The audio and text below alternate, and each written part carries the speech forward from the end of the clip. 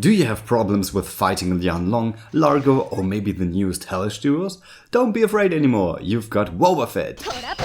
Oh, you're damn, you should have just used Mirror Cape! Fiore Ex does have exactly the same problem here as the mentioned Pokemon to begin with. She has Olberic's priority with blocking, so that's the first thing which happens in that turn. But if you activated the wrong skill for the upcoming single targeting attack, then you won't prevent anything, nor counter the attack. So you kind of need to know which attacks are coming, or make the enemy attack with that attack you prefer.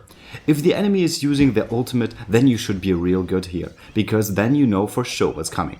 But apart from that, it's kind of a gamble. Well, there are fights where the enemy is only attacking with physical moves all the time, or does have a special trait when he's going for certain attacks. So knowing your enemy is key to using Fiore Ex blocking the best. If the enemy is combusted, you do have increased damage on Fiore, but the really good part about it, that you can't break an enemy with that skill. So her blocking is not even nullifying all enemies' attacks, it is also making you prepare for the break even faster, which you can do very easily without boosting your defenses or healing in between, because none of the enemy's attacks are hitting you all the time. Okay, the use of those blocks is limited, you say? True, but what about building a fortune weapon just for her blocking skill?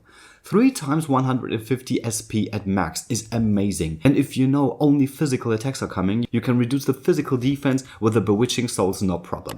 Or if you want to top that, you can even go for 600 SP if you're going for the lovely Anima Soul, which has no downsides at all, but you have to reroll lots more here. So should you pull for her after everyone is burned out by the Champions banner? My answer is yes.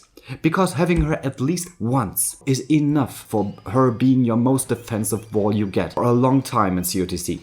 Fiore Ex dresses up again in 2 weeks, so you have time to get your hands on few rubies at least trying to get her. JP got the rerun of that banner just this week too, so she will return every summer, I suppose.